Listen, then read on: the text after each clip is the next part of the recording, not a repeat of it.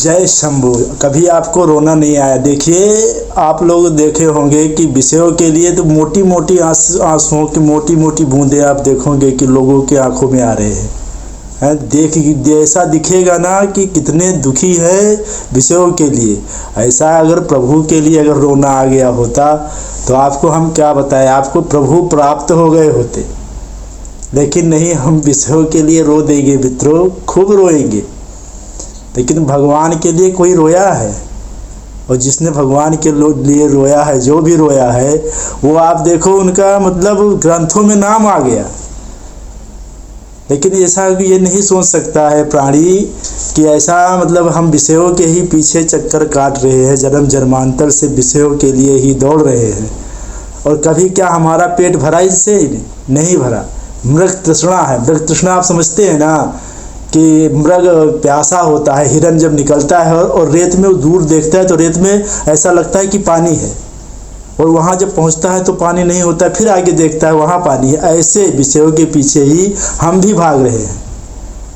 मगर हमें जो लग रहा है कि ये सुख है, यहाँ सुख है, इस चीज़ में सुख है, ऐसा कहीं है ही नहीं, क्योंकि उसमें सुख है ही नहीं। सुख होगा तो मिलेगा। सुख तो हमारे केवल मन का भ्रम है। ये हमें सोचवा के ऐसा सोचता है, इसको मतलब एक भ्रमात्मक कि ये चीज़ हम खाएंगे तो सुख मिलेगा, वो चीज़ हम भोगेंगे तो सुख मिलेगा, वहाँ जाके ये चीज़ देखेंगे तो सुख मिलेगा। ये मन का भ्रम है। और जब हम वो चीज़ करते हैं तो उसमें वास्तविक रूप से आप देखिए सुख मिलता है? नहीं मिलता है। फिर सोचता है नहीं, शायद अगली बार मिलेगा। यही होता है। आप सोचिए, ऐसा अभी नहीं मिला, अगली बार मिलेगा। जब सुख है ही नहीं तो मिलेगा कहाँ से? आप ये सोच लो, जब सुख होगा तो मिलेगा ना। सुख है नहीं, केवल मन का भ्रम है। और मन हमें इसी भ्रमात्मक चीज़ों में लगा लगा के हमारा समय व्यर्थ कर रहा है। माया जो है वो हमारा समय व्यर्थ कर रही। कितना समय व्यर्थ हो जाए भगवत विमुख, कि हम भगवान की तरफ ना जाए, संसार की तरफ। देखिए, अभी आप देखिए, कहीं मंदिर जाते हैं आप, मंदिर में जाते हैं तो कहाँ दिमाग रहता है आपका? वहाँ भगवान के पास भी आपका दिमाग नहीं रहेगा। जो आप सोचे कि आप भगवान की तरफ ही दिमाग रखते हैं, और यही आप टिकट लेके सिनेमा घर में जाते हैं, 2 घंटा 2.5 घंटा 3 घंटा जो भी फिल्म होती है, आपका मन एक ही जगह उसी चीज़ में केंद्रित रहेगा। तो देखिए मन की चाल ये कि आपको विषयों में लगाने के लिए कितना सावधानी से एकाग्र होकर लगा रहता है। और यही आप जब मंदिर में जाते हैं, कहीं आध्यात्मिक चीज़ों में लगते हैं, तो वो जगह पे ये आपको नहीं रुकने देगा। तब वो वहाँ आपको ही घुमाता रहेगा। ये ही माया है। यही मन और माया मिलके हम लोगों को ऐसे बंधन में डाल रखा है मित्रों, साथियों। अगर आप समझ नहीं रहे, अगर समझ जाएंगे ये चीज़ जो मैं कह रहा हूँ, इसको अपने मन से मनन कीजिए, तो आपको लगेगा कि हाँ, मैं सत्य बोल रहा हूँ। ऐसा ही है या नहीं है, आप खुद सोच लो। आप देखिए, कहीं पे 42 वादन बज रहे हैं, अच्छे अच्छे सुंदर सुंदर, और एक नृत्य कर रही है। कितनी भीड़ इकट्ठा है वहाँ पे, कितनी भीड़ इकट्ठा है, पहले आप ये सोचिए। और वहाँ कोई भी ऐसा नहीं होगा कि हाँ उसका मन अलग जा रहा हो। और यही अगर आप देख लो कि अगर हम कहीं भगवत कथा हो रही होगी, कहीं कुछ लोग इकट्ठा होकर भगवान का नाम का जप कीर्तन कर रहे होंगे, वहाँ उनको तो लोग पागल समझते हैं। अरे ये तो बावरे हैं। अरे बावरे ये नहीं, बावरे तुम हो। वो तो भगवत पथ पे चल रहे हैं, उनका तो हो गया। लेकिन अब आप लोग सुधर जाओ और आ जाओ तो तुम्हारा भी भला हो जाएगा।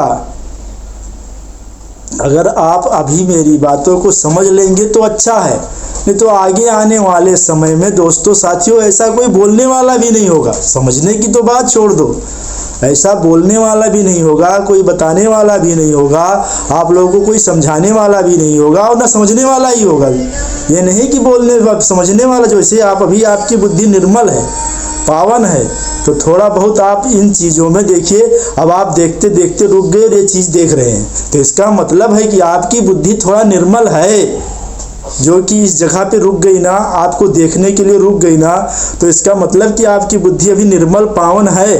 तो इसको अगर आप सुन रहे हैं तो थोड़ा इस चीज़ पे विचार और मनन करके अपने आप का सुधार कर ले। देखिए मित्रों साथियों, मेरा कहने का मतलब ये नहीं है कि हम तुरंत कुछ कर ही लेंगे। जब ये समझ लीजिए कि इतने जन्म जन्मांतर हो गए, अब तो आवागमन से छुट्टी मारेगा। आप सोचो कितना भरमोगे यार, कितना आओगे जाओगे, ये बताओ ना। कितनी बार आए गए, कितनी बार हमारी ये सब मिला है। हम आपको एक कथा सुनाते हैं, एक छोटा सा उदाहरण देते हैं मित्रों। राजसूय यज्ञ हो रहा था पांडवों का, श्री कृष्ण के साथ, अर्जुन जी के साथ श्री कृष्ण जी बैठे हुए थे। उसमें देखा कि एक चींटा, छोटा सा चींटा है, 3 टांग के बल पे एक चावल का आधा टुकड़ा लेके जा रहा, बड़े दुख कष्ट के साथ। अर्जुन जी ने श्री कृष्ण जी से कहा, प्रभु इसका भी कुछ कर दो ना, इसका भी भला कर दो। तो जानते हो श्री कृष्ण जी ने क्या कहा? बोला, अर्जुन इसको जो आज देख रहे हो ऐसा कष्ट उठाते हुए ना, ये 14 बार इंद्र रह चुका है। सोचो आप, वो एक चींटा 14 बार इंद्र रह चुका है। इसका मतलब समझ रहे हो आप? जब ये सृष्टि बनी तब से ये जीव आत्मा हमारी है, और इस जीव आत्मा का हम कितने बार क्या क्या नहीं बन चुके होंगे।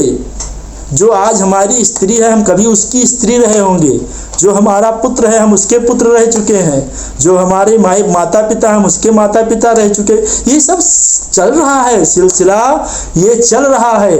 इसी को रोकने के लिए भगवान ने हमारे ऊपर अहेतु की कृपा की है। हमारा कोई गुण ऐसा देख लो, अपने अंदर कोई गुण हो तो बताओ, यहाँ मैं इस गुण से भगवान हमारे ऊपर खुश हो गए और हमारा चित्त निर्मल हो गया, ऐसा आप बता दो तो हम मान जाए कि हाँ आप सही कह रहे हैं। ऐसा कोई आप बताओ, अपने अंदर एक भी सद्गुण बता दो कि ऐसा है और हमारे ऊपर भगवान ने ये कृपा की है। प्रभु का एहसान मानो, प्रभु ने हमारे ऊपर बिना हमारा कुछ प्रभाव स्वभाव देखे हम पे कृपा की है। कृपा की है तो उस कृपा का लाभ उठाओ। कृपा की है वो अपने आप में अपने पास बुलाने के लिए हमें। सोचो, हम माँ के गर्भ में थे तो वहाँ हमें कितना ज्ञान था। वहाँ जीव आत्मा मनाता है, प्रभु मुझे मुक्त करो यहाँ से, मैं पृथ्वी पर जाके और दिन रात आपका भजन करूँगा और इस आवागमन से मैं मुक्ति पालूंगा। एक बार मुझे यहाँ से मुक्त कर दो, सिर्फ एक बार मुझे यहाँ से मुक्त कर दो। ऐसा वो सोच के और दिन रात वहाँ प्रार्थना करता है।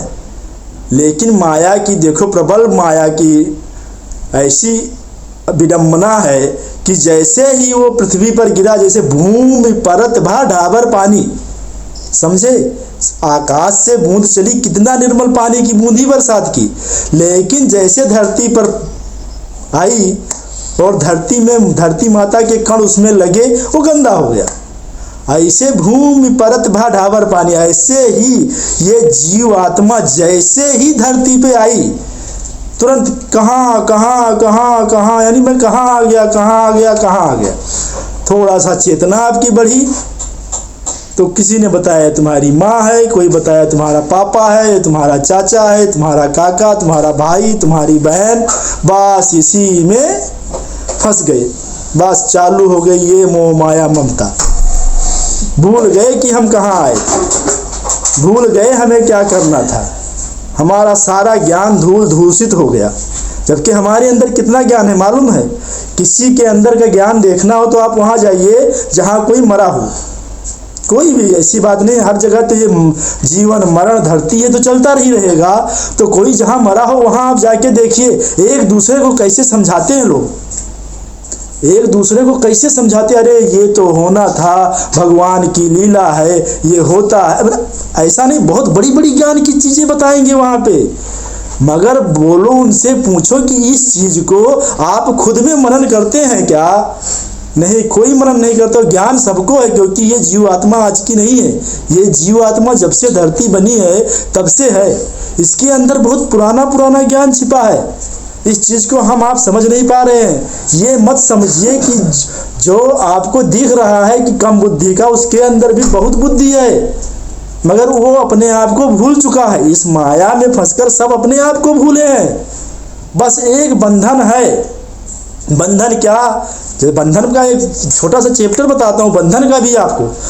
क्या हुआ, एक धोबी है, वो कपड़ा धोने के लिए अपने गधे पे रोज कपड़ा लेके जाता है, ठीक है। अब वो कपड़ा लेके जाता है डेली। एक दिन क्या हुआ कि धोबी कपड़ा ले गया, वहां देखा तो रस्सी लाना भूल गया। तो उसने बोला आज तो गधा भग जाएगा। उसने क्या किया कि बोला ठीक है, उसको नहीं तो वही जो डेली जैसा करता था, रोज जैसा करता था, गधे का पैर छुआ, वैसे लेके गया और एक खूंटी थी वहां पे जाके उस खूंटी पे बांधने का अभिनय किया और गधा खड़ा रह गया। गधा भगा नहीं, उसको लगा मैं